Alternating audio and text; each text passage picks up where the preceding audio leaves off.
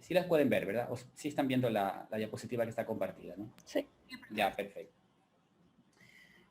Entonces, a ver, quisiera hacer una especie de introducción antes de presentar a Manovich y presentar los 5 principios y comenzar un poquito a describirlos conceptualmente también. Y quiero, o mejor dicho, voy a utilizar ejemplos prácticos, ¿verdad? Para clarificar estos conceptos. Me parece que los ejemplos siempre nos vienen bien, ¿ok? Entonces, a ver, a manera de introducción, quisiera comenzar citando que con esto de la llegada de la informática, el Internet, de alguna manera nos hemos enfrentado, como dice Manovich, a una revolución mediática, ¿no? Con un efecto directo reflejado en la evolución de los viejos medios de comunicación, eh, por citar la imprenta, la fotografía, la televisión, la escultura, ¿ok? Aunque después vamos a tener que aclarar el tema de los datos o codificación continua y discreta, ¿no? Que en la lectura de Manovich pues, se hace bastante énfasis y diferenciación entre los viejos medios y los nuevos. ¿Okay?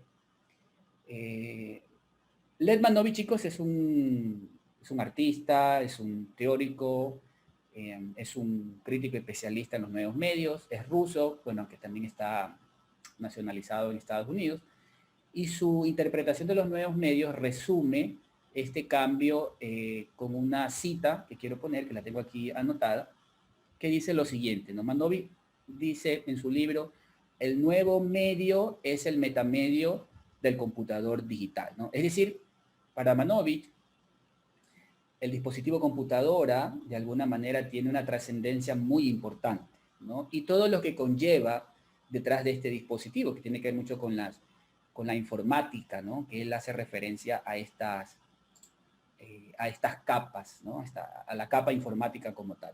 Pero en todo caso, nos dice que el nuevo medio es el metamedio del computador digital, haciendo énfasis a las computadoras. Entonces, Manovich, de alguna manera, intenta ofrecer una visión de los nuevos medios en la realidad del momento, intenta, digamos, comprender, definir, documentar la lógica de los nuevos medios de comunicación, dando respuestas a una serie de preguntas, como por ejemplo, ¿qué son y qué no son los nuevos medios? ¿No? ¿Qué influencia han tenido las formas culturales y los viejos medios, ¿no? Sobre todo cuando nos habla del principio de transcodificación, ¿sí?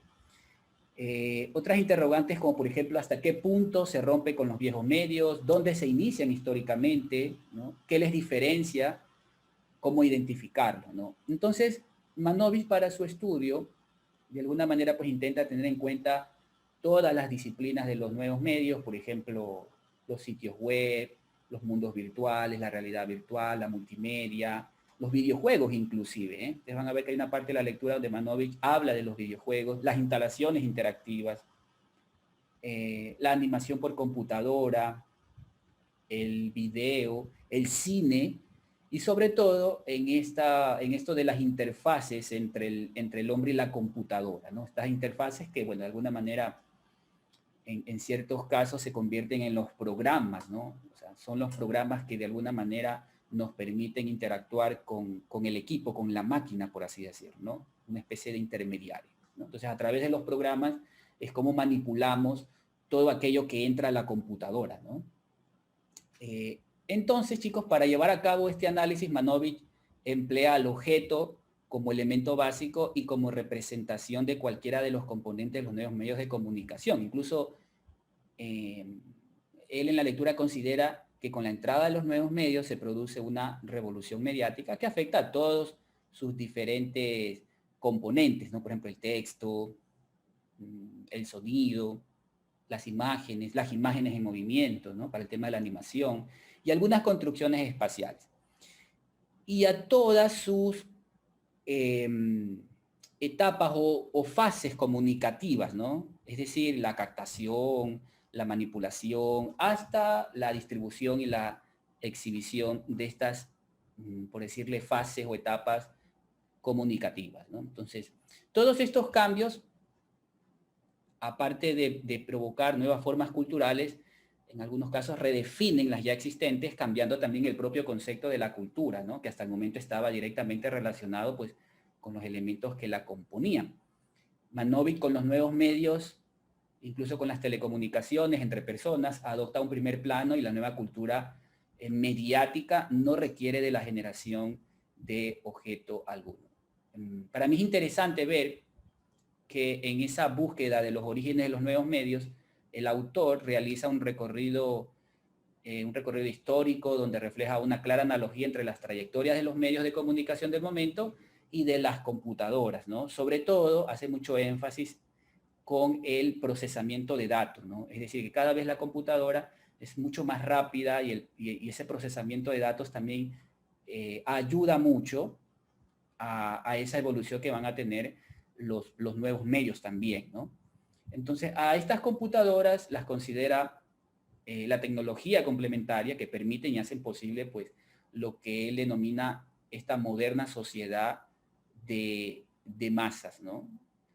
Hay algunos paralelismos con los que, digamos, se acaba convergiendo entre la actual y nueva cultura mediática ahí, ¿no? Entonces, en ese recorrido, él siempre destaca la influencia que ha tenido la imagen, hace mucho hincapié en el cine, no sé si los que son de cine al momento de la lectura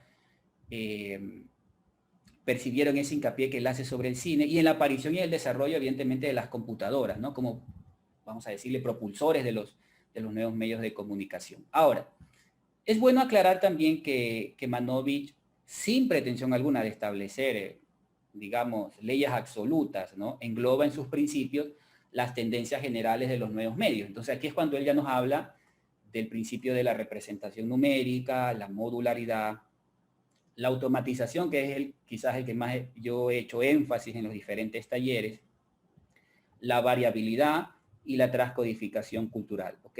No es que la automatización, chicos, sea más importante que los otros principios, ¿ok? Lo que pasa es que como los talleres que hemos venido haciendo, muchos tienen que ver con software y el software está automatizado, es modular, entonces es muy propicio para tomarlo de ejemplo, ¿ok? Pero todos los principios, los 5 principios, de alguna manera tienen su importancia, ¿ok? Otra cita de Manovic, digamos, para concluir esta pequeña introducción, ¿no? Es el concepto de los nuevos medios. Él lo sintetiza con 2 frases. La primera nos dice la informatización de la cultura. Y la segunda, el computador como soporte de la cultura universal, ¿no? Él nos dice que su principal efecto es la transformación de los medios de comunicación en datos numéricos y como tales son computables, ¿no? Entonces vamos a ver el primer principio, el principio de representación numérica, y quiero más adelante pues aprovechar no voy a decir taller, pero voy a utilizar algunos ejemplos prácticos para esclarecer muchos de estos conceptos, ¿okay? Entonces, en el caso del principio de la representación numérica, el autor nos habla de que esto significa que la información, palabras, imágenes, sonidos, video, etcétera, puede ser traducida a un código numérico, ¿no? Por lo que puede ser manipulada y programada, ¿no? O sea, en este sentido, Manovic dice, todos los objetos de los nuevos medios, tanto se creen desde cero o sufran algún tipo de conversión, se componen de código digital, ¿no? El famoso bit, el 0 y el 1. Es decir que, como son datos numéricos, están bajo una función matemática o manipulación algorítmica, ¿no? Entonces esta representación es lo que nosotros conocemos como la digitalización, ¿no? Lo análogo se digitaliza, ¿no? La cual se compone, como dice el autor, de muestras, ¿no? Se compone de una serie de toma de muestras, por ejemplo, se me ocurre a mí resolución de la información, pero también el autor nos habla de lo que él denomina datos continuos o discretos, ¿no? Entonces separa que en los viejos medios la información o la codificación es continua, ¿no? Por ejemplo, en el audio, la información que está almacenada, sea en cinta o en vinilo, es una información que está en datos continuos. Cuando eso se digitaliza, se tiene que muestrear y eso se convierte en información discreta, ¿no? Entonces, cada muestra se le asigna un valor un valor numérico. ¿Ok? Aquí podemos dar muchos ejemplos de este principio, ¿no? Por ejemplo, imagínense en el caso de una imagen, cuando nosotros en una imagen quisiéramos cambiar el contraste, el ruido, se me ocurre mejorarla porque está demasiado oscura, entonces la mejora de este contraste y de este brillo está basado en operaciones matemáticas, ¿sí? Hablando de la imagen digital, ¿sí? En el caso del cine, por ejemplo, ¿no? Una película de cine se descompone en muestras que conocemos como fotogramas, ¿verdad? Y cada fotograma es una fotografía continua, pero en el tiempo es descompuesto en una serie de muestras, ¿verdad? Es decir, los famosos frames por segundo. Entonces, déjenme aquí dejar de compartir y quiero utilizar ejemplos.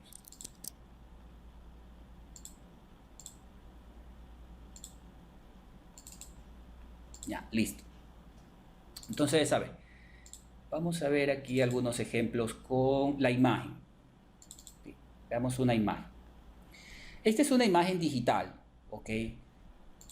Esta es una imagen digital, se ve bastante real, ¿verdad? Su versión análoga es distinta en el sentido de que su proceso de creación es distinto, ¿no? Hay una cámara, hay una película, hay una serie de químicos, su revelado se hace en un cuarto oscuro con este foco rojo, ¿verdad? Y hay un proceso de revelado, ¿no? O sea, la fotografía como tal. Pero esa es la versión análoga y esa fotografía, chicos, la información está en datos continuos, ¿sí está claro? O sea que yo puedo hacer todo un acercamiento a esa fotografía que ha sido revelada tantas veces como yo quisiera, ¿no? Incluso pudiera yo llegar hasta el átomo a lo mejor de ese granulado de la imagen en su versión análoga, ¿no? Como dato continuo. Pero cuando eso entra a la computadora se digitaliza, se convierte en ceros y unos, ¿verdad? Está este proceso de la digitalización. Pero observen algo. Vamos a suponer que esta imagen existe en su versión análoga, ¿no? Como información de dato continuo. Cuando se digitaliza esta imagen, pasa en ceros y unos y su información pasa a ser discreta, es decir, hay muestras. ¿Cuál es la muestra en esta imagen? Bueno, los píxeles, ¿no? A mayor número de píxeles, ancho por alto, entonces se ve bastante real. Quizás aquí yo estoy un poco lejos de la imagen, de pronto su tamaño real, yo no percibo la muestra y ese es un poco lo que define la calidad de este objeto, ¿no? Pero quiero mostrarles algo. Voy a editar este objeto con Photoshop, ¿sí? Para analizarlo de otra manera y sobre todo poder identificar la muestra, ¿sí? Algo que en un objeto análogo tiene sus complejidades, porque la información no es discreta, sino que es continua. Entonces veamos esta imagen otra vez, en Photoshop, ¿no? Con un software, una interfase, ¿no? Que interviene aquí. Déjenme esperar que cargue, perfecto. Primero yo ahí no percibo la muestra, ¿sí está claro? Yo no puedo identificar dónde y cuántos píxeles, por así llamarlos, hay ahí, ¿no? A mí me parece una fotografía con información de dato continua. Me parece, digo, porque no es así. Si yo le hago esto a zoom, ¿no? Le hago un acercamiento, miren, en algún momento yo voy a poder identificar esa muestra que habla Manovich. Miren, ahí aparecen los píxeles. ¿Se ven? Y aquí me doy cuenta de algo, que por ejemplo de este color a este color hay un salto bastante grande en la diferencia de tono, ¿no? Del color del píxel. ¿Sí se dan cuenta? No es continuo, ¿sí? No es como si yo le hago un zoom a una fotografía en su versión análoga, ¿verdad? Por más zoom que le voy haciendo, siempre voy a ir encontrando cómo poderla agrandar más. Pero en el caso de la versión digital, una vez que ya llego a los píxeles, ya puedo ver como que el fin, ¿verdad? O sea, veo la muestra discreta tal cual. ¿Sí ven? Entonces aquí yo percibo ya el salto, ¿no? El cambio brusco de un color a otro color y veo ese cuadradito que es la muestra que es el píxel, ¿no? Si yo me alejo, ¿no? En estos datos discretos, ¿no? A cierta distancia, dejo de percibir esa muestra y percibo a la imagen como fotorrealista, si se dan cuenta. Entonces este es el caso del medio de la fotografía, pero la fotografía digital sería aquí, ¿no? La fotografía digital. ¿Ya? Hagamos lo mismo con el audio. Vamos a ver qué pasa con el audio. O sea, quiero usar otro medio. Necesito de un software. Déjenme aquí utilizar Audacity. Okay. Y tenía aquí un archivo de audio. ¿No? Entonces aquí también veo, claro, en un archivo de audio ya no hablo de píxeles, sino que hablo de una onda, ¿verdad? El audio es una onda que aparentemente aquí pues me parece también tal cual, ¿no? O sea, tal cual este audio a lo mejor en su versión continua, en un cassette, por ejemplo, en una cinta de cassette o en un vinilo, ¿verdad? Ahí está tal cual la información continua de ese objeto en su versión análoga, ¿no? En su versión de viejo medio. Cuando entra a la computadora, se tiene que digitalizar, se tiene que muestrear, ¿verdad? Yo aquí no percibo esa muestra, tendré que hacer lo mismo que hice con la imagen, es decir, tendré que hacer zoom. Déjenme reproducirlo para que ustedes vean.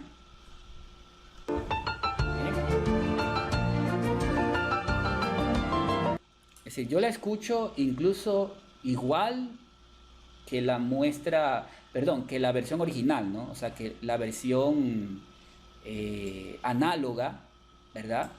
No percibo como en la imagen, ¿no? Yo la veo tan real en su versión digital, tal como sería en su versión análoga, ¿verdad? Pero ya sé que en la imagen tiene muestras que son los píxeles y depende del ancho por alto, que es la resolución, ¿no? Entonces, en el caso del audio ocurre lo mismo, miren. ¿Sí? Ocurre lo mismo. Pero voy a hacer zoom. Miren, voy a irme acercando a esta porción de audio y todavía sigo viendo esa onda, ¿no? Incluso en algún momento dado la voy a ver con mayor definición. Si ven ahí, por ejemplo, si ven, la veo con mayor definición. Pero si yo me sigo acercando, en algún momento voy a ver la muestra. Fíjense ahí. Aparecen esos puntitos, esos datos numéricos, ¿no? De la muestra de este audio. Miren, yo me sigo acercando. Fíjense aquí. ¿Qué ha pasado aquí? ¿Cuál es la muestra en el audio? Bueno, en el audio, chicos, se toma en un segundo cuántas muestras tengo que capturar, tengo que tomar. En el caso de este audio, fíjense aquí me da un dato que dice 44.100 Hz. Eso quiere decir, chicos, que en un segundo hay 44.100 muestras de este audio, ¿sí? En un segundo, ¿sí ven? En un segundo. Que cuando yo lo reproduzco, como tiene tanta información en un segundo, o sea, tiene bastantes muestras, ¿verdad? Mi oído no percibe el cambio de una muestra a otra, ¿sí está claro? No lo percibe tan fácilmente. Ahorita porque yo le estoy haciendo zoom y ya veo que efectivamente hay muestras en ese segundo alrededor de 44.100 Hz, ¿no? Si yo lo reproduzco, yo no percibo el salto, ¿no? Como en los píxeles, ¿eh? Recuerden también el concepto de la imagen. Yo no percibo, cuando veo la imagen digital desde una cierta distancia, no percibo a los píxeles, para mí parece una imagen real. Lo mismo es en el audio y escucho al audio muy real, ¿sí está claro? Porque a mayor cantidad de muestra, lo mismo que ocurre con las imágenes, a mayor resolución, en el audio, a mayor cantidad de muestra, pues también el audio es de mejor calidad, ¿no? Hay otro dato interesante aquí, no sé si lo vean, que me dice que es de 32 bits. Eso quiere decir que este audio soporta estéreo. Porque cuando es de 8 bits, el audio es mono, o sea, hay una sola captura o un solo canal realmente que se está escuchando, ¿sí? Cuando es de 8 bits. Cuando yo quiero algo en estéreo, necesito dos canales, canal izquierdo y canal derecho, necesito de 16 bits como mínimo para poder tener el efecto estéreo, ¿no? Este audio, como está en 32, si me vuelvo a alejar, entonces voy a ver las dos ondas para el lado izquierdo y para el lado derecho, ¿sí? No necesariamente a veces es lo mismo, no necesariamente, chicos, ¿eh? No necesariamente, porque cuando ya tengo el efecto estéreo, puedo hacer variaciones de la captura de esa onda tanto para el oído izquierdo como para el oído derecho. ¿Sí está claro? Así que no necesariamente la onda que está arriba es exactamente igual a la que está abajo. La de abajo puede tener hasta ciertas variaciones. Es más, ahí se puede hacer algunos efectos tipo 3D utilizando el panning del efecto estéreo, ¿no? O sea, subir y bajar el volumen del canal izquierdo al canal derecho produzca una sensación de efecto espacial o efecto 3D. ¿Okay? Bueno, voy a cerrar esto. Lo hemos hecho con el audio. Vamos con el video, otro medio. ¿Qué sucede con las películas de cine? En el caso de las películas de cine, en su viejo medio, hay algo interesante. La información es tanto continua como discreta, ¿no? Porque la película de cine, chicos, ya sé que es varias fotografías, ¿verdad? Es una secuencia fotográfica, ¿verdad que sí? Entonces la fotografía es información continua, ¿no? Lo que está puesto en el celuloide en este caso, ¿no? Pero para producir la sensación de movimiento, el cine tiene que utilizar información discreta, es decir, tiene que muestrear a lo que nosotros conocemos como los fotogramas, ¿verdad? Eso ocurre en el viejo medio, en este caso en el cine. Cuando se crea un audiovisual, o sea, un archivo digital, ¿no? De una película, de un video, esta se convierte exclusivamente en dato discreto, ¿no? Porque las secuencias de imágenes ya sé que se digitalizan completamente, esas imágenes están en una resolución ancho por alto y la intersección es el píxel, ¿verdad? Y también tienen que ser muestreadas en fotogramas. Entonces veamos un video, veamos este de aquí que me había bajado este es un tráiler de la película de Spider-Man, ¿no? Y esto también nos va un poco a aclarar el efecto de movimiento, ¿sí? Porque el efecto de movimiento también, en su versión digital, tiene truco, tiene información discreta, ¿no? Entonces, por ejemplo, en el caso de este tráiler, miren, cuando yo lo reproduzco, el efecto de movimiento me va a parecer muy fluido, ¿no? Como que fuera información continua, pero no lo es.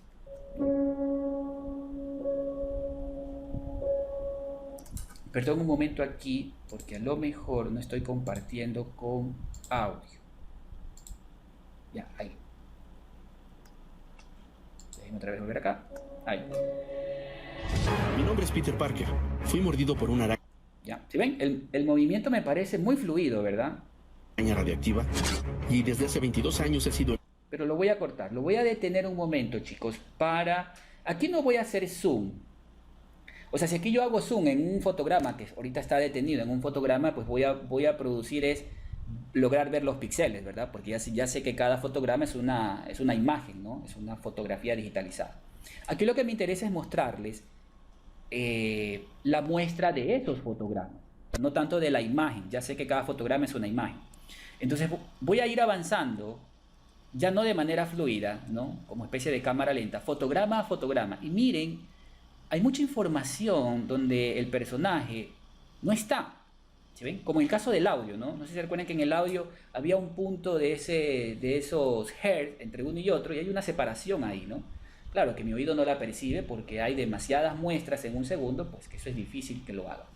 En el caso de este tráiler o de esta película, ocurre lo mismo. Si yo lo paso en cámara lenta, percibo la muestra, percibo los fotogramas, ¿sí ven? Y veo saltos muy bruscos del movimiento.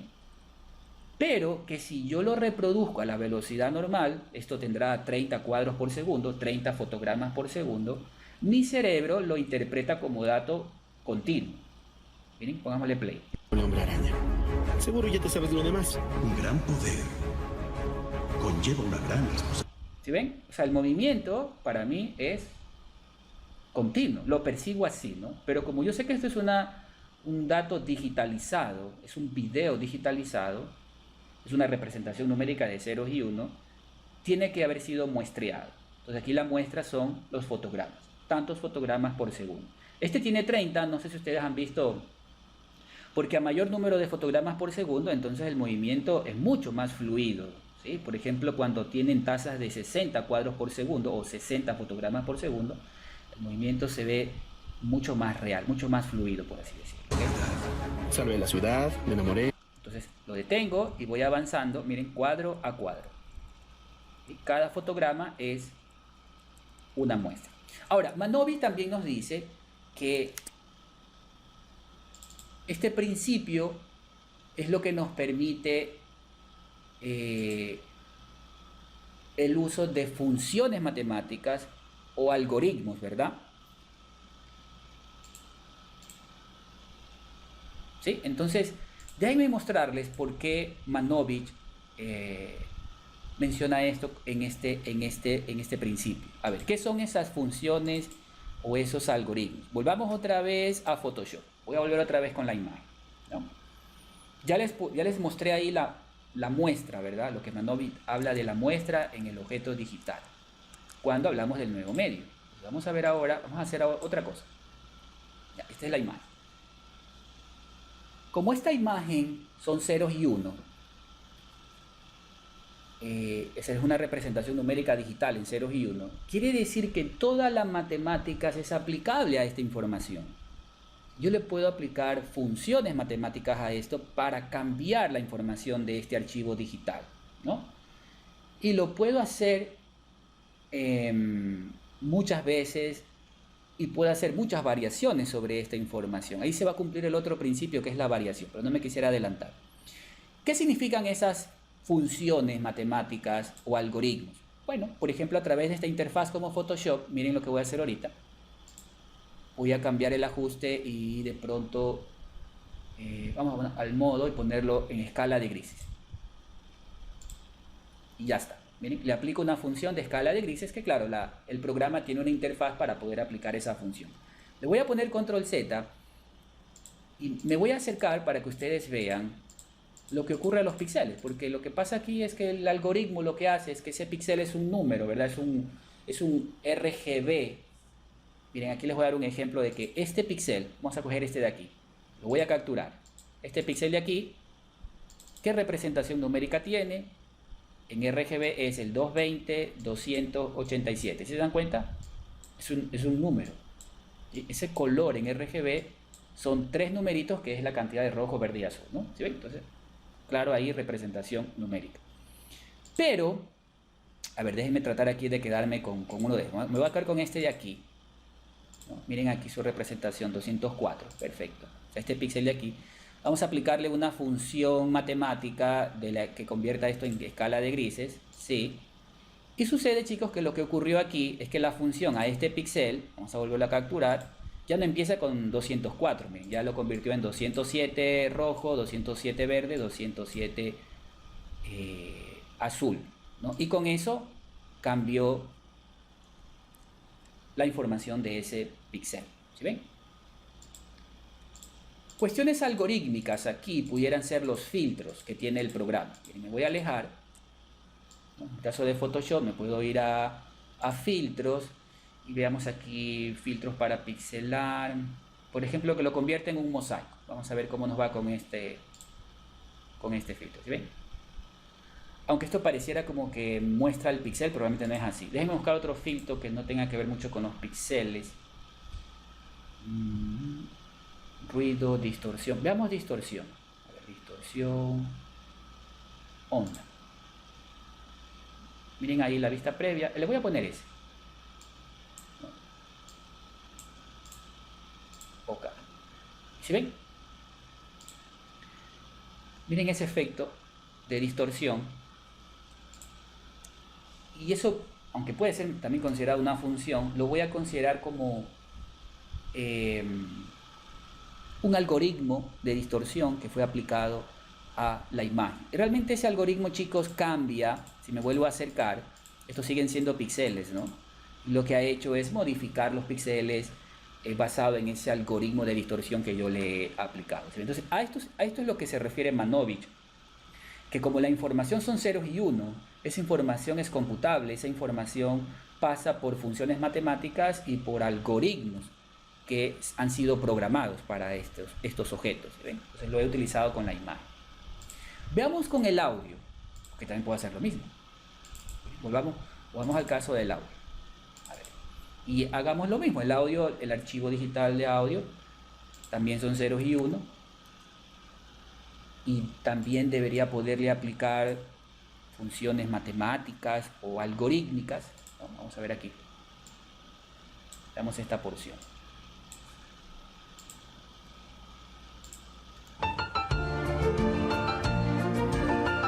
Ese es el sonido original, en su versión original. Vámonos aquí a efectos. Y por ejemplo, voy a aplicarle tono. ¿Sí? Las canciones, chicos, están en un tono, en el tono de do, de re, de mi, de fa, ¿no? Sin entrar en mucho detalle musical. Así que esta canción está en un tono y voy a cambiarla de tono. Por ejemplo, mira, a ver, vamos a ponerle aquí y hacer una vista previa. Perfecto, entonces yo voy a ir aumentando ese tono. Miren, lo estoy cambiando a do. ¿Se ven? He subido 2 tonos a do, vista previa.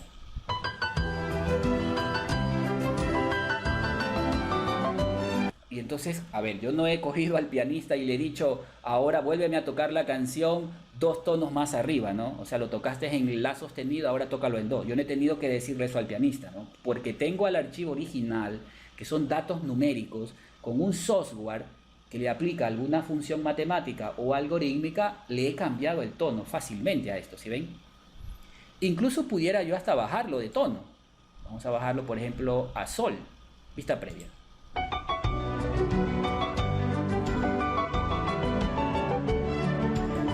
Otro filtro, otra función, veamos por ejemplo acelerarlo. Aquí está cambiar tono, cambiar velocidad. Veamos esto de cambiar la velocidad. Es que tengo esta versión en español. Esa es la versión original. Esa es la velocidad. Ahora vamos a acelerarla. Vamos a acelerarla, vista previa. Yo no le he pedido al pianista que la toque más rápido. ¿Sí está claro? Estoy trabajando directamente con el archivo original digitalizado y estoy a través de una interfase, como dice Manovich, estoy aplicándole una serie de funciones matemáticas, porque recuerden que ese archivo de audio está grabado en ceros y uno. La muestra no es más que un puntito numérico dentro de este rango, ¿sí ven? ¿No? Dentro de este rango que podríamos decir el rango vertical y el rango horizontal, que ya sabemos que ese rango horizontal cada segundo tiene 44.100 Hz para el ejemplo que estoy utilizando, porque también se puede muestrear menos, así como en el video, que puedo poner 30 fotogramas por segundo, puedo también poner 60, pero también puedo poner menos fotogramas por segundo. Entonces en el audio también puedo muestrear menos, no necesariamente 44.100. Se me ocurre 22.000, por ejemplo, ¿sí? Y aún así a 22.000 es probable que el oído no perciba la muestra. ¿Está claro? Lo perciba como que parece información continua. ¿Ya? Entonces, bien, he usado estos ejemplos, no es un taller, no es una pretensión de enseñarles los programas que han visto aquí, sino para poder llevar ese concepto teórico de la representación digital a la práctica. Me parece muy importante, chicos, porque esta representación digital es lo que se conoce como la digitalización. O sea, los viejos medios análogos, cuando entran a la computadora, como un objeto que entra a la computadora, pasa por este proceso de digitalización, y Manovich establece que si pasa por ese proceso se convierte en números, ¿sí? Lo que para la computadora es el lenguaje binario, el 0 y el 1. Y como son datos numéricos, entonces se puede aplicar todo lo que tiene la matemática haber y por haber para esa información. No sé si tengan alguna pregunta, alguna inquietud hasta aquí. Déjenme ver qué me han puesto en el chat. Si tienen alguna inquietud. Ah, sí, la canción es del pianista Raúl Di Blasio. Creo que se llama Corazón de Niño. La canción. ¿Sí está claro?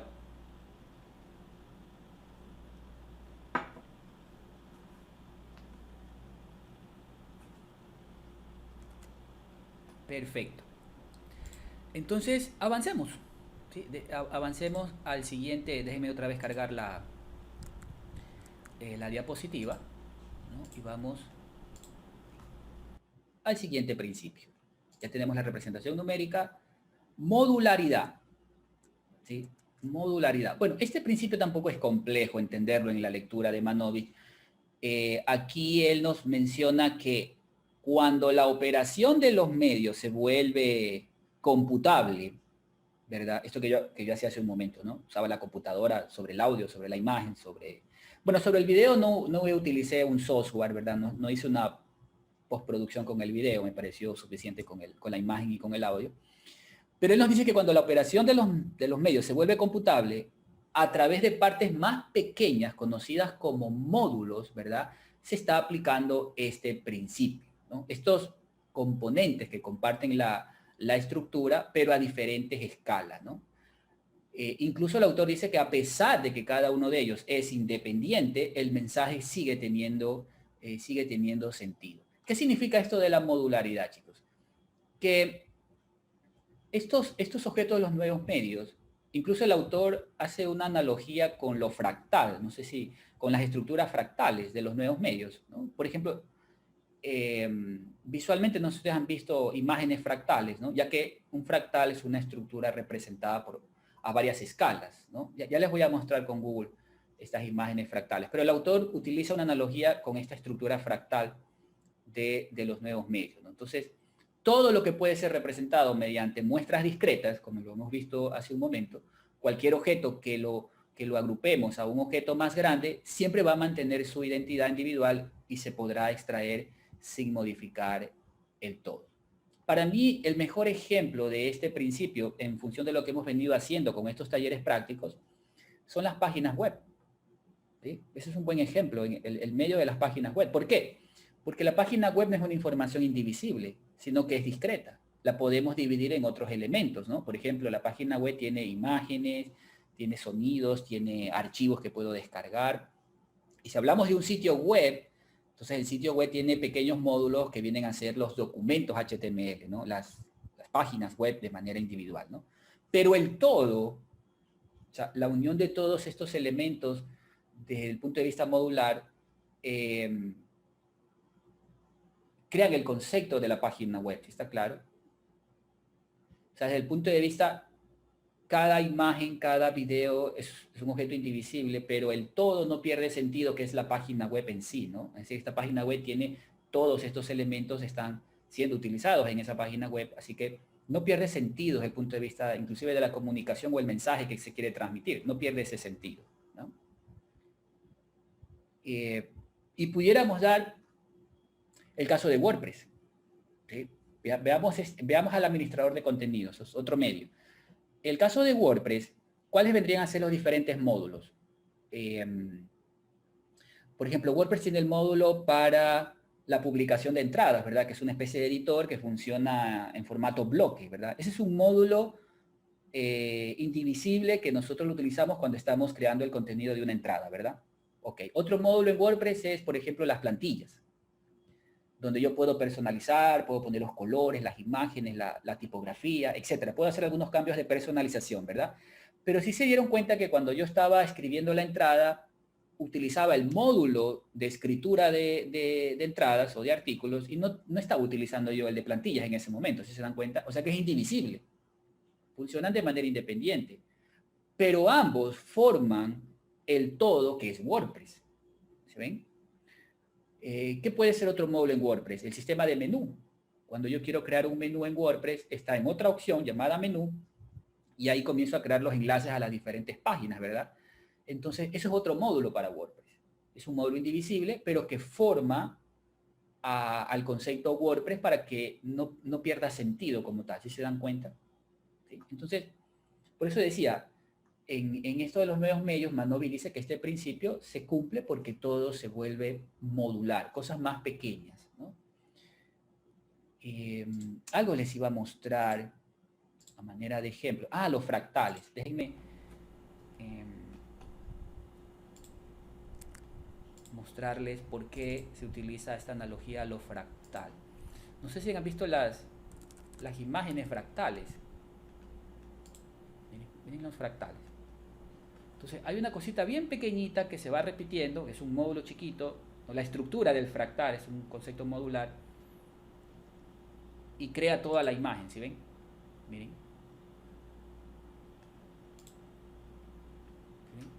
Déjenme ver si esto lo cargo en una pestaña aparte.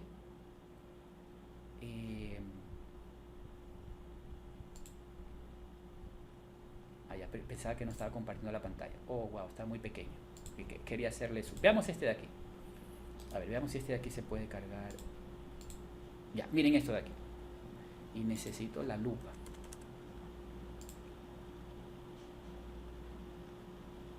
Sería interesante también, porque hay videos sobre esto, ¿eh? Cómo se arman estos fractales. Entonces, si yo me, En blanco.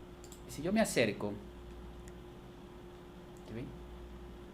Esto es un módulo pequeñito que se va repitiendo, miren, se va repitiendo, miren esta secuencia, se va repitiendo, no sé si sabían que esto del... la nieve, el copo de nieve, tiene conceptos fractales. ¿Sí ven?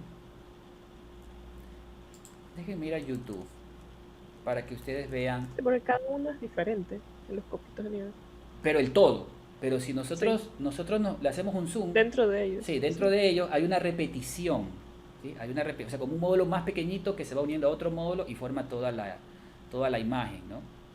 Déjenme ver si encuentro un video en YouTube que tenga el efecto fractal, pero que se esté construyendo. Sería interesante que se esté construyendo. Ya, esto de aquí, miren esto. Hasta puede dar la sensación de infinito o incluso...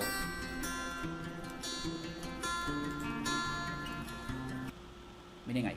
Déjenme bajarle el sonido porque si después sube el video a YouTube, a veces YouTube corta esto por el copyright. ¿Sí ven? Y siempre va apareciendo algo más pequeñito, ¿no? Un módulo más pequeño, un módulo más pequeño. Es como la muestra, ¿no? Fíjense, por eso decía infinito. Da esa sensación.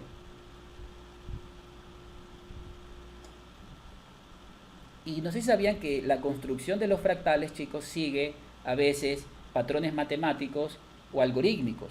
Por ejemplo, muchos de estos fractales siguen este algoritmo de Fibonacci o Fibonacci, como lo quieran pronunciar. Bueno, yo lo conozco como Fibonacci matemáticamente. Es un algoritmo matemático, la serie de Fibonacci. Muchos de estos fractales, inclusive fractales que podemos encontrar en la naturaleza, utilizan la serie de Fibonacci. A ver, déjenme también darles ese dato. Fibonacci. La sucesión de Fibonacci.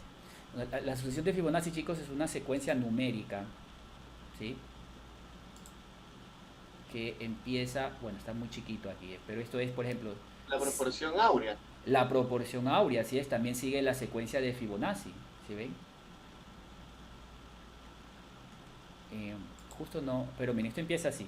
1 y 1. 1 más 1, 2. Y luego voy sumando los dos anteriores. 2 más 1, 3. 3 más 2, 5.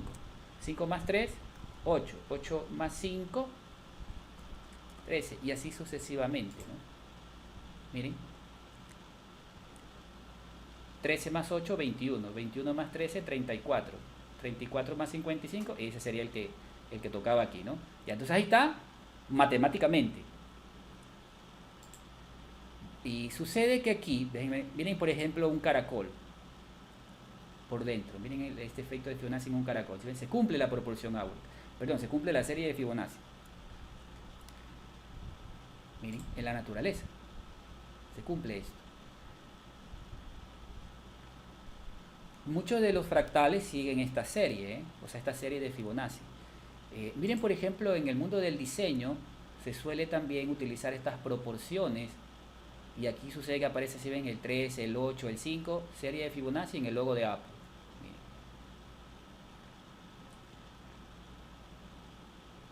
Miren acá. Cosas de la naturaleza. Miren, que sigue el patrón matemático de la serie de Fibonacci. ¿Ya? Entonces, claro, por eso es que los fractales se pueden hacer a través de una computadora, porque el fractal, si tiene una secuencia matemática, entonces puedo aplicarle una función y construyo el fractal, ¿verdad? O sea, puedo construir a nivel de la computadora todo esto de aquí. Todo esto de aquí. No sé si sabían de ese dato de la serie de Fibonacci, porque eso es matemática pura en el arte. ¿Sí? Es matemática pura en el arte. Es que no sé quién habrá dicho que el arte no tiene matemática. Claro que sí. Lo que sí puede pasar, chicos, es que a veces el artista no es consciente de esa matemática, ¿sí está claro? Eso sí puede ocurrir. Pero cuando ustedes, o sea, cuando ustedes hacen arte por, no sé, por decir que no les gusta la matemática o no les gusta la física, se equivocan. lo están aplicando en el arte. Un músico cuando está haciendo una composición, chicos, en un piano, ¿qué creen que se hace en el piano? El piano, chicos, es matemáticas pura. Es claro que no lo veo con números del 0 al 9, no lo veo así al piano, ¿verdad? Sino que hago la composición. Pero el ritmo sigue una secuencia de matemáticas, la armonía es una secuencia de matemáticas, los acordes son una secuencia de matemáticas, eso de los tonos y los semitonos, el sonido son frecuencias, las frecuencias son números, todo eso es matemáticas pura, matemáticas y física, porque recuerden que la música es producto del sonido, ¿no?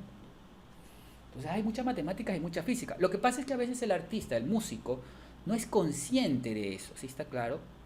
Lo hace naturalmente, aunque después tiene que estudiarlo, evidentemente, ¿eh? Hay que utilizar, o sea, hay que dominar la técnica, por así llamarlo. Entonces, los artistas también hacen lo mismo, ¿sí está claro? Leonardo da Vinci, en sus obras, utilizaba esto de la proporción áurica. Está utilizando las matemáticas, ¿sí está claro? Y muchos de sus inventos, porque recuerden que Leonardo da Vinci pues, fue un multifacético, no solamente hizo obras artísticas pictóricas, sino que también hizo muchos inventos, prototipos de helicópteros, prototipos de tanques, o sea, el tipo era casi como un ingeniero, por así decirlo, ¿no? Gráficos de disección del cuerpo humano y cosas por el estilo, ¿no? Entonces, muy multifacético. Preguntas, chicos, preguntas hasta aquí, sí, está claro.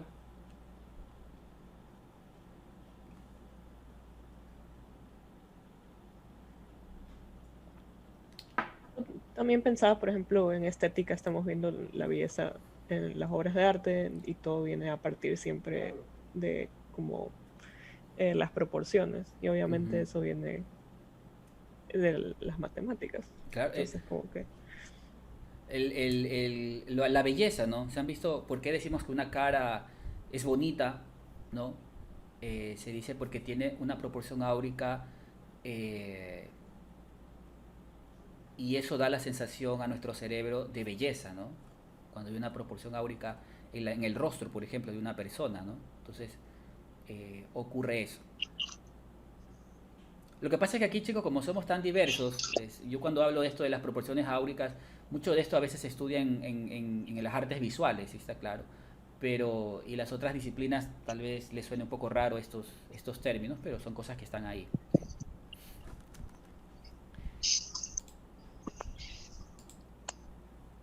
¿No hay otra pregunta? Si no, avanzamos. ¿No hay alguna inquietud? ¿Está bien?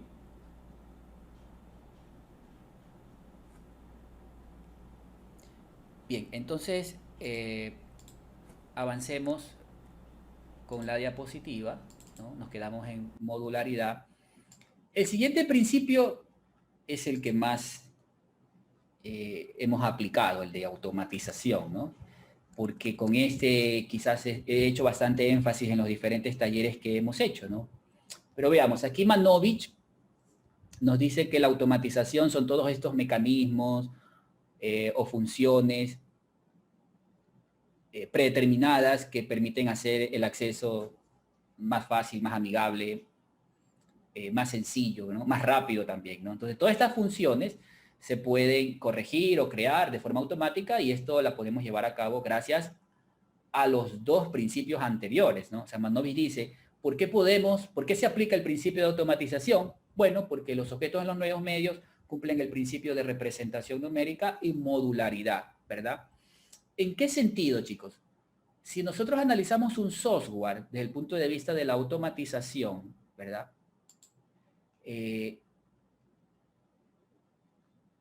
Este software en su interfaz modular, ¿verdad? Es la que me permite a mí, uno, interactuar con ese programa, esa interacción hombre-máquina que habla Manovich, y segundo, poder aplicar esas funciones a través de parámetros, ¿verdad? Esa interfaz, chicos, está hecha para que yo no trate a la información en ceros y uno, que sería muy complejo para mí, ¿sí? Entonces, estas automatizaciones, como dice Manovich, son todos esos mecanismos, funciones que tienen los programas para hacernos la vida más sencillo, ¿no? O sea, que todo sea más fácil de manipular. Miren cómo yo manipulaba en Photoshop la imagen, ¿no? Muy sencillo.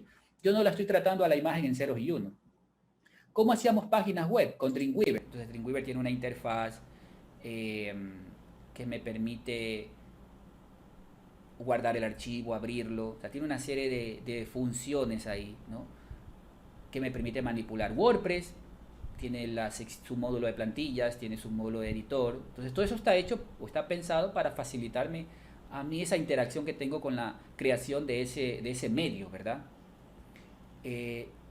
Manovis también habla de automatización o funciones automáticas. ¿Cuáles vendrían a ser eso? Por ejemplo, cuando estamos en Word y estamos escribiendo y está activo el módulo del corrector ortográfico, por ejemplo. Esa es una automatización o una función que está predeterminada, ¿no? Que está activa en ese caso, ¿no? Entonces escribimos algo mal y el corrector se activa y nos marca, esto está escrito mal, te sugiero estas palabras, por ejemplo, ¿no? Entonces esos son ejemplos en el caso de estas funciones predeterminadas que están ahí activas en este caso, ¿no?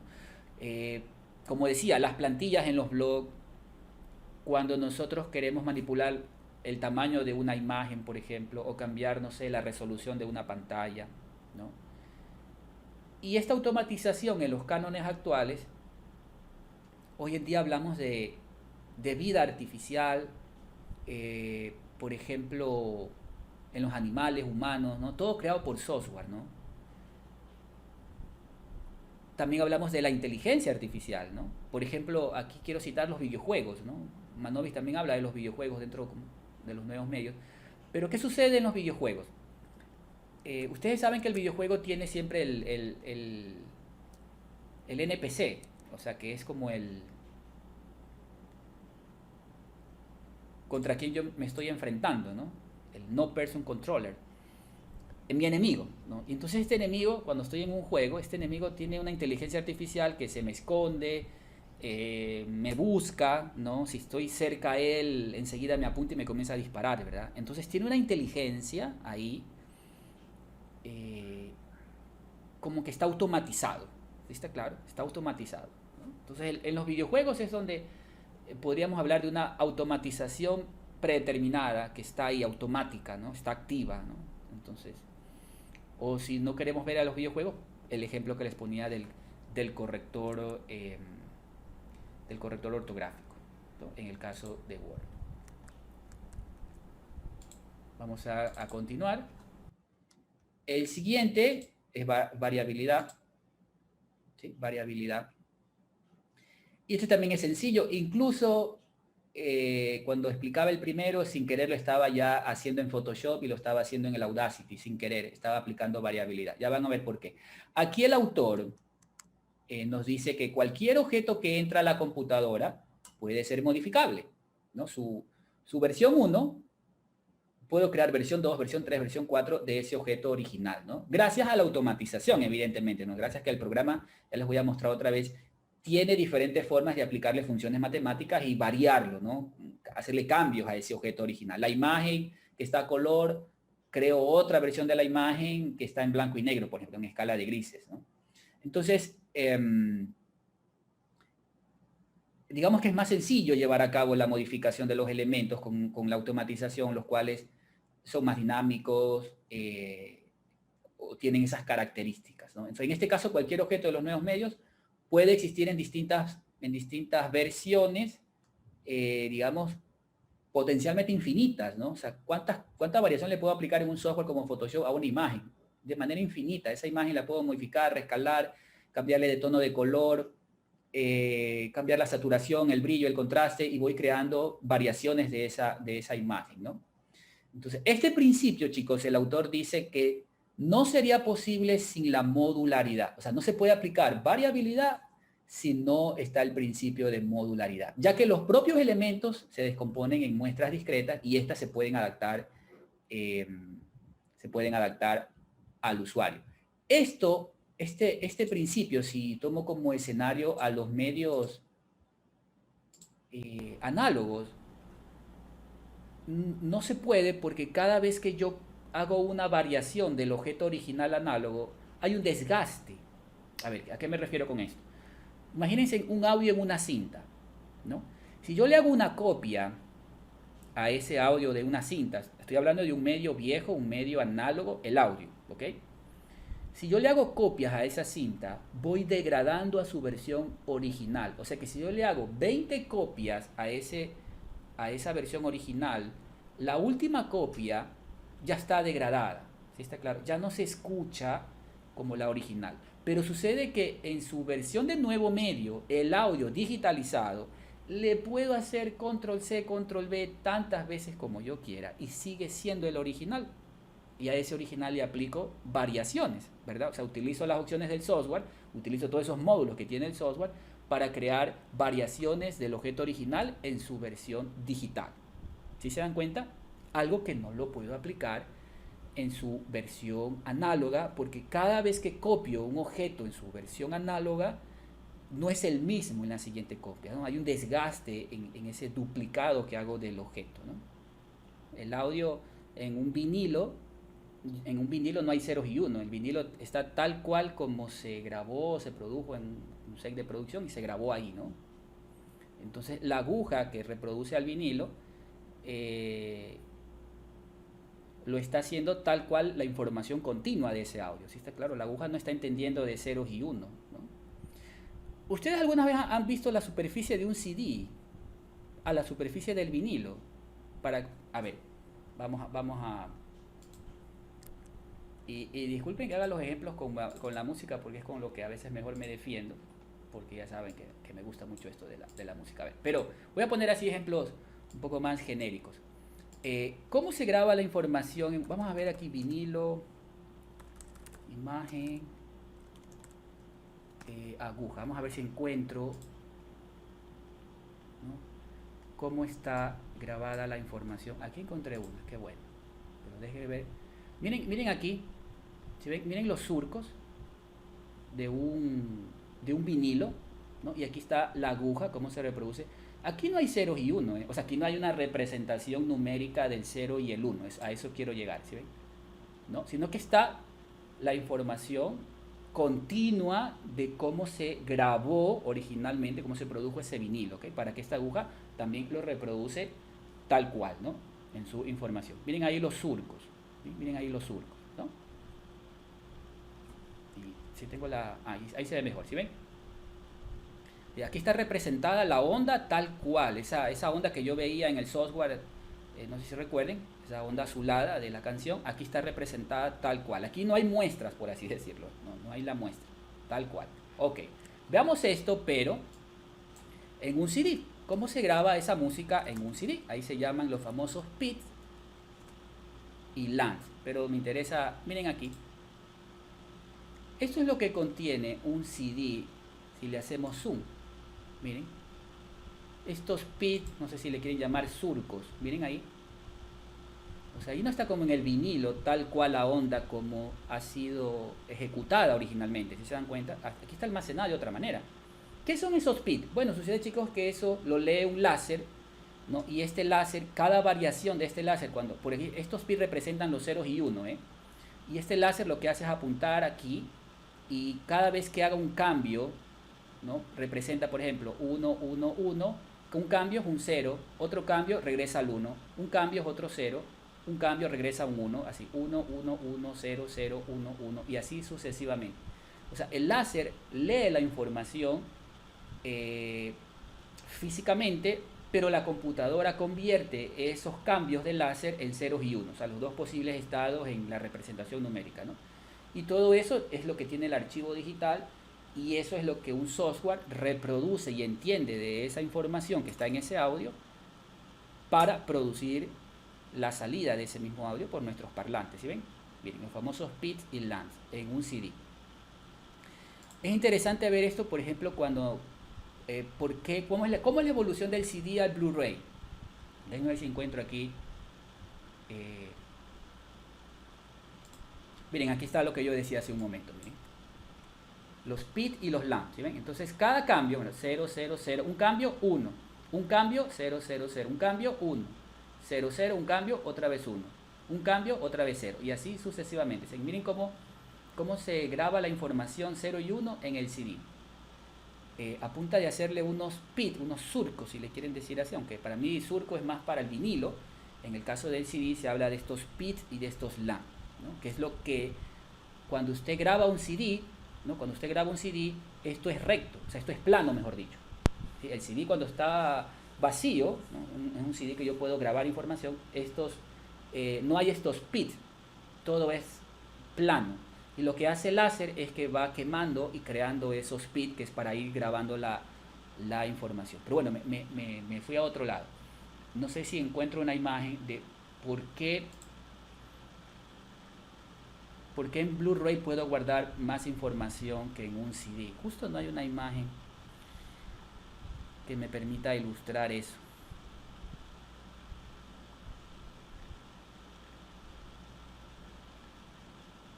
Esta no, bueno, está aquí, pero no sé si la vamos a poder entender. Miren, ¿qué es lo que sucede?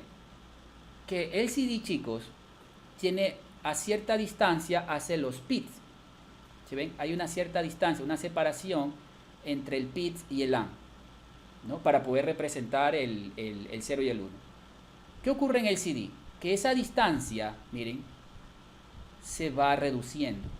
No, aquí era 800 nanómetros, acá es 400 nanómetros, en el DVD es 200 nanómetros y en el Blu-ray es 150 nanómetros. Eso quiere decir que se van acortando la distancia de los pits y los LAN, entonces puedo grabar. Porque recuerden que el Blu-ray tiene el mismo tamaño que un CD, o sea, es 8 centímetros el disco. Yo me pregunto, ¿cómo en el mismo tamaño estos genios han logrado almacenar mucha más información? O sea, ¿por qué el CD no almacena la misma información que un Blu-ray si es del mismo tamaño? Bueno, porque la tecnología del CD en su momento creaba los pits y los LAN a cierta distancia. El truco para poder almacenar más información en el mismo espacio del CD, que es de 8 centímetros o 12, es simplemente reducir la distancia de los pits y los LAN para poder guardar eso de ahí. ¿Sí ven? Y claro, eso con la física tiene que ver mucho, porque para lograr eso se ha tenido que cambiar el láser, el color del láser, ¿sí? Al principio el láser era rojo, y en el caso de los Blu-ray el láser es azul, de ahí su nombre, Blue, ¿sí? Se utiliza el láser azul para que el láser pueda reconocer, ya que estos pits y estos LAN están a menor distancia. ¿Sí ven? Bueno, ahí ya nos hemos metido con los medios de almacenamiento, básicamente. Entonces déjenme volver a la diapositiva. Nos habíamos quedado, si no me equivoco, en variabilidad. Les voy a hacer un ejemplo para que de pronto quede más claro, ¿no? A pesar de que decía que al principio lo hice sin querer, o sea, el ejemplo, cuando utilizaba Photoshop. Vamos a ver, vamos otra vez a Photoshop. Vamos a hacer el principio de variabilidad. Manovi dice que se debe cumplir el principio de modularidad y por eso puedo hacer variabilidad. Entonces vamos a cargar aquí la imagen.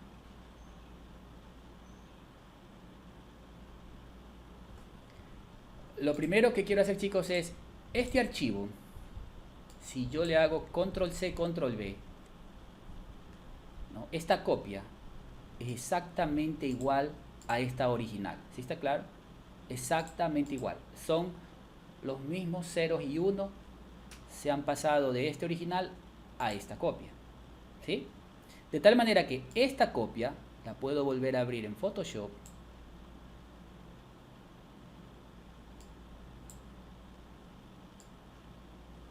Ahí, en una pestaña nueva. Y sobre esta copia, digo, quiero aplicarle cambios. Vamos, por ejemplo, a cambiarle el tono. Vamos a hacer variaciones, ¿no? Por ejemplo, quiero aplicarle más verde con un poquito más de rojo. ¿Sí ven? Verde y rojo. Ya, y le pongo aceptar. Ya, esta es una variación. Esta es la original. Esta es una copia de la original. Ahí, esta es una copia de la original, ¿no? Que ha sufrido variación. ¿Sí ven? Una copia de la original que ha sufrido. Y me tocaría a mí es guardarla, evidentemente. O sea, archivo guardar, setear algunos parámetros con respecto al formato, los colores, ¿verdad? Y crear esta nueva versión digitalmente. Esta nueva versión, evidentemente, chicos, los ceros y uno ya no son lo mismo, ¿eh? Estos ceros y uno ya han variado, ¿no? Porque yo he hecho cambios he hecho modificaciones sobre el archivo original, ¿sí? Cuando yo hablaba hace un momento de lo que en su versión original, en digital, no hay desgaste, me refiero a esto. Yo puedo coger este archivo, control C, control V, y esta sigue siendo una copia sin desgaste, es exactamente lo mismo ceros y 1 que esta segunda y que esta copia tercera, por ejemplo, ¿sí? Y lo mismo puedo hacer con el video y con el audio. Puedo hacer control C, control V de este audio, y esta es una copia idéntica, sin desgaste, es exactamente lo mismo de esta original. Y esto lo puedo hacer muchas veces. Es más, pudiera hacerlo 100 veces y no hay desgaste de la copia 1, ¿no? Que es a lo que me refería cuando nosotros de pronto cogemos a una cinta de cassette y comenzamos a copiar y sobreescribir sobre esa cinta el mismo archivo de audio. En algún momento eso se va desgastando por el medio físico, ¿no? En lo digital no ocurre eso. En lo digital no ocurre eso.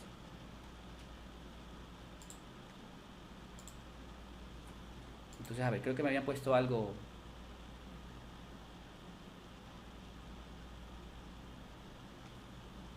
A ver, ¿qué me han puesto aquí? El soporte es análogo, ¿sí? El soporte es análogo y también la información que se almacena en ese soporte en su versión de viejo medio es continuo. Es lo que Manovi dice, es información continua, ¿sí? El audio es tal cual la onda se está almacenando ahí. En su versión digital, en ceros y 1, primero se tiene que muestrear, ¿verdad? El audio ya no se puede grabar en información continua, no puede almacenarse así, sino que se tiene que muestrear. Y ahí aparece esto de cuántas muestras por segundo le ponemos al audio, ¿no? Para que tenga cierta calidad y para que no se perciba los cortes, ¿no? Entonces le podemos poner 22.000 Hz o le podemos poner 44.100 Hz, que son las muestras por cada segundo, ¿sí? En el caso de las imágenes, el revelado, esa es su versión análoga, ¿verdad? Incluso hacer copias de una fotografía de su versión análoga también sufre desgaste el medio, ¿no? Pero en su versión digital no. En su versión digital son ceros y 1, pues hago copias de ese objeto y sigue siendo idéntico al original sin desgaste, y puedo aplicarle el principio de variabilidad, o sea, a ese objeto le hago modificaciones, ¿no? A través de una interfaz que me ayuda con diferentes módulos para hacer esos cambios.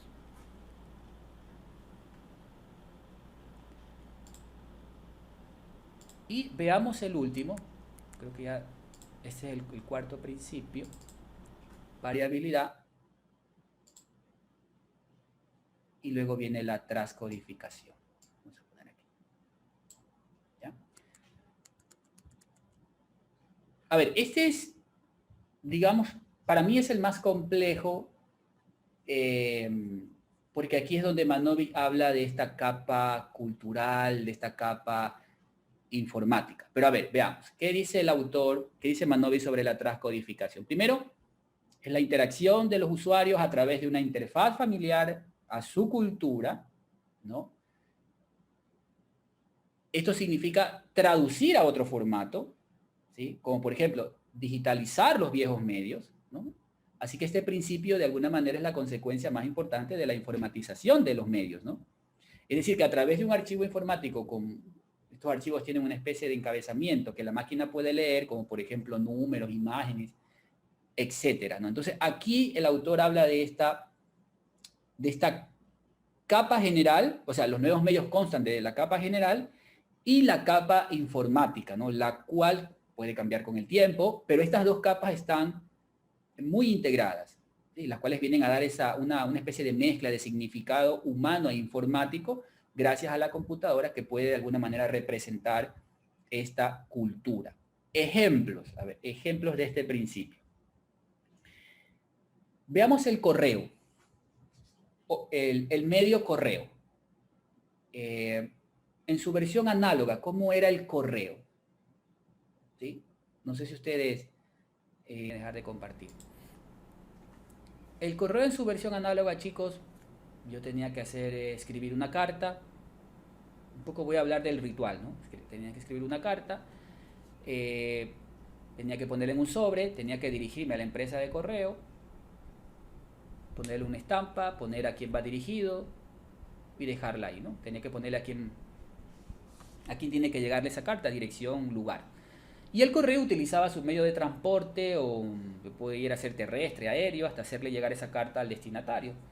El destinatario a lo mejor tenía que ir a recoger esa carta a su empresa de correo, o estaba esto del cartero que le hacía llegar a su casa directamente la carta, ¿no? Y una vez que él tenía la carta, la leía y me tenía que responder siguiendo el mismo patrón, por así decirlo. Entonces miren cómo es este viejo medio del correo.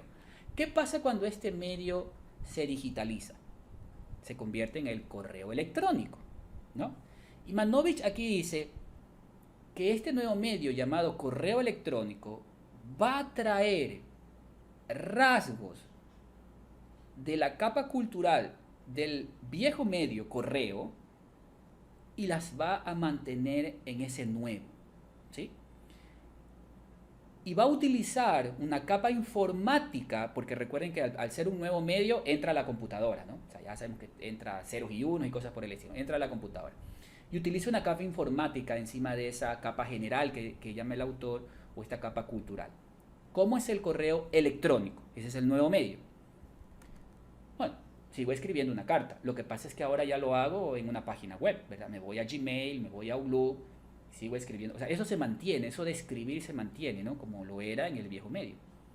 Pero sucede que ahora la capa informática en esa escritura me permite complementar con cosas nuevas, ¿no? Poner imágenes, poner videos, insertarlos ahí, ¿no? Poner formato y cosas por el estilo. ¿Hay una dirección? Claro que sí, pero ahora una dirección con una capa informatizada de a usuario @algo.com, ¿no? Pues esa es la dirección a quien yo le quiero enviar ese correo electrónico. Termino mi carta, la envío a ese correo. Los medios de transporte, lo que antes usaba un medio terrestre, un medio aéreo, acá en el correo electrónico es la red, ¿sí ven? La internet, los diferentes servidores por la cual tiene que viajar esa información. Recuerden aquí TCP/IP hasta que llega al destinatario. Hay un buzón, fíjense, en el correo análogo está el buzón donde yo depositaba mi carta, ¿verdad? Y la otra persona también la podía haber ido a retirado de su buzón de correo, ¿no? Físicamente. Sucede que el concepto buzón está todavía en el correo electrónico. Eso es algo que se trae de la capa cultural del viejo medio al nuevo, ¿no? El hecho del buzón, la bandeja de entrada, ¿no? Que tenemos nosotros en el correo. El usuario que recibe mi correo, esa carta electrónica, ¿verdad? Esa carta digitalizada, la recibe en su bandeja de entrada y me puede responder por la misma vía. ¿Sí ven? Miren cómo ahí se aplica transcodificación. Se ha cambiado de un formato a otro, pero hay rasgos de la capa análoga, de la capa del viejo medio, todavía en el nuevo. Para mí, digamos que uno de los mejores ejemplos es precisamente este del correo electrónico. Veamos otro. La máquina de escribir. La máquina de escribir es un viejo medio. Con ese hacía el texto, las cartas, qué sé yo. No estoy hablando de la imprenta de Gutenberg, sino de la máquina de escribir tradicional. O sea, la máquina de escribir son una serie de teclas, todo el abecedario con algunos símbolos, y con la cual analógicamente producía escritura, ¿no? Ok. ¿Qué sucede con las computadoras cuando la máquina de escribir entra a la computadora? Se convierte en un teclado y mantiene los rasgos de ese viejo medio, como por ejemplo la distribución de las teclas. Sigue siendo QWERTY. Fíjense en su teclado, fíjense en la letra Q, donde está ubicada la letra Q. Ahí se lee el estándar que tiene el teclado, QWERTY, QWERTY. ¿Sí ven? Sucede que la máquina de escribir, chicos, tiene la misma distribución. Inclusive abstrae, ¿no? Trae eso de la capa cultural, de la distribución y del sistema de teclas. ¿Sí está claro? El sistema de teclas. O sea, la computadora pudo haber utilizado en su versión digitalizada otras formas para la escritura, pero sucede que mantiene cómo aprendimos en ese viejo medio, en esa máquina de escribir, al nuevo medio. ¿Sí? Pongo otro ejemplo. El libro, un viejo medio. Fíjense lo interesante en el libro. la experiencia de cuando lo voy a comprar o cuando lo voy a consultar en una biblioteca. El libro siempre está en un estante, ¿verdad? Un estante enmaderado, por categorías, tengo que buscarlo si es que lo voy a coger de una biblioteca o lo voy a comprar. Está en una estantería de madera, bueno, de ahí lo saco. Y una vez que lo compro o accedo al libro, ¿verdad? El proceso de lectura es un pase de hojas que voy haciendo con mis manos, ¿verdad? Voy pasando cada hoja en el proceso de lectura. ¿Verdad que sí? En el viejo medio. ¿Qué sucede con el libro digital? En su versión digitalizada, en formato PDF o en formato ya libro electrónico tipo EPUB, que es la extensión del libro electrónico, sucede, chicos, que podemos notar algo. Transcodificación. Porque las aplicaciones para leer estos libros electrónicos, por ejemplo, me acuerdo ahorita del iPad, cuando ustedes van a adquirir un libro digital en estas tiendas, sucede que asemeja mucho la capa cultural del viejo medio. Por ejemplo, ponen una estantería. Por ejemplo, la aplicación de ebook en el iPad parece una estantería enmaderada donde están ahí los libros, donde yo puedo adquirirlos o comprarlos, ¿sí? Y el proceso de lectura, cuando ya descargo ese libro a mi tableta, tiene el efecto de ir pasando las hojas. A ver, déjenme mostrarles ahorita con imágenes esto que yo les estoy diciendo. Ya.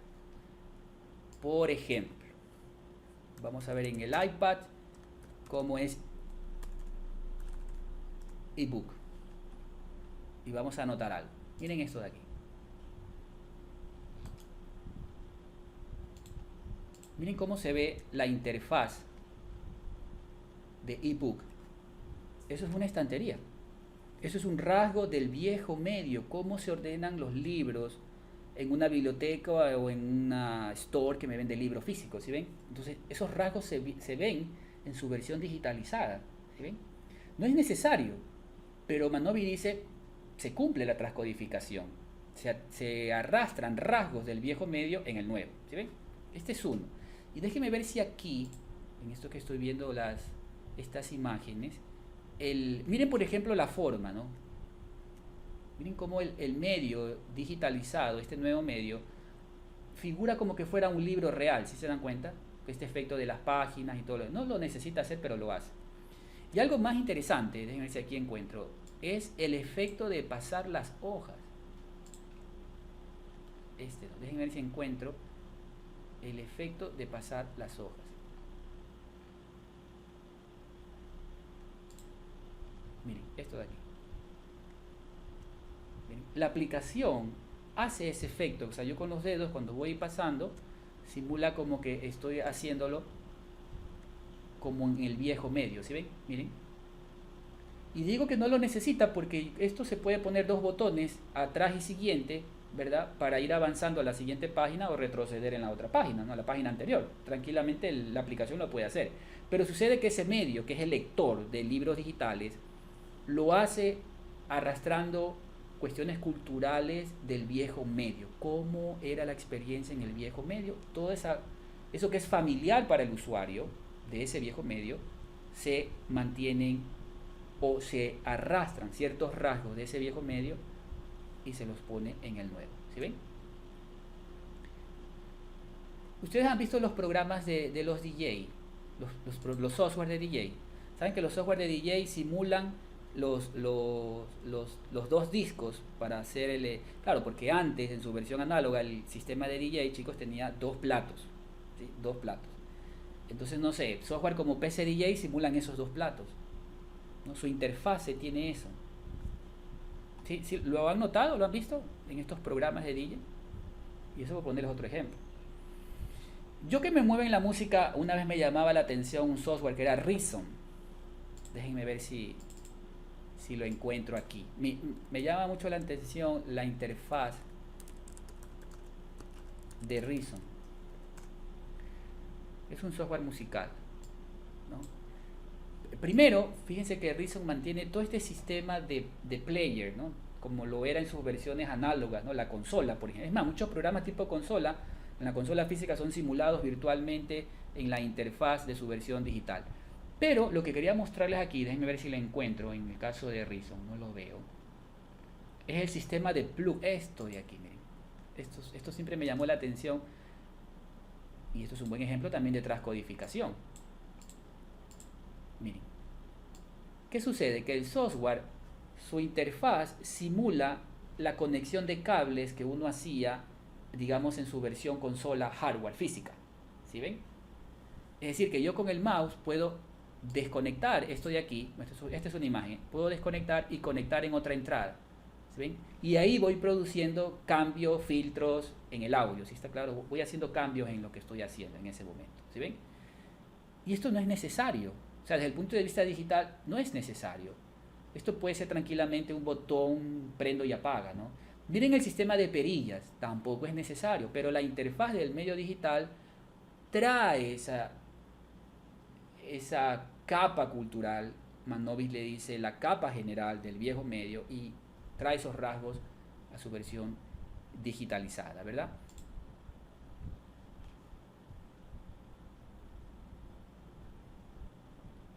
¿Se comprendió? Yo espero que con los ejemplos que les estoy dando se entienda esta transcodificación. Es quizás para mí es el quinto principio, y el más complejo a veces cuando uno lo quiere sistematizar y lo quiere analizar desde el punto de vista en su versión viejo medio a su versión nuevo medio. Aquí siempre me gustaría que se acuerden del correo. Es el mejor ejemplo que se puede utilizar. El correo y luego su versión correo electrónico, ¿no? Viejo medio, nuevo medio.